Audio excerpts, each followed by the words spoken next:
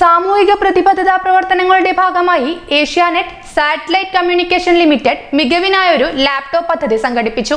സംസ്ഥാനത്തെ വിവിധ കേന്ദ്രങ്ങളിൽ നടപ്പിലാക്കാൻ തയ്യാറെടുക്കുന്ന പദ്ധതിയുടെ കണ്ണൂർ, കാസർഗോഡ് ജില്ലകളിലെ വിതരണോദ്ഘാടനം Kasaragod government model girls residential higher secondary സ്കൂളിൽ വെച്ച് നടന്നു. ചെമ്മനാട് ഗ്രാമപഞ്ചായത്ത് പ്രസിഡന്റ് സുഫൈജ അബൂബക്കർ ഉദ്ഘാടനം ചെയ്തു.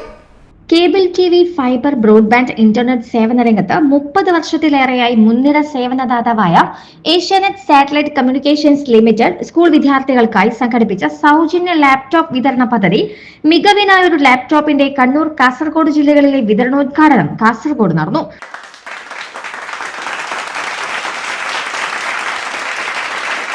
Government model girls residential higher secondary സ്കൂളിൽ നടന്ന ചടങ്ങ് ചെമ്മനാട് ഗ്രാമപഞ്ചായത്ത് പ്രസിഡന്റ് സുഫൈജ അബൂബക്കർ ഉദ്ഘാടനം ചെയ്തു.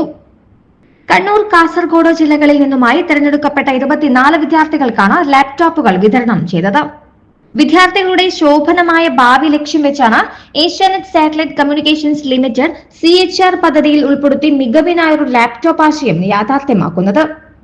ഓൺലൈൻ സംവിധാനത്തിലൂടെ 2024 വിദ്യാർത്ഥികളിൽ നിന്നും അപേക്ഷകൾ സ്വീകരിച്ചിരുന്നു.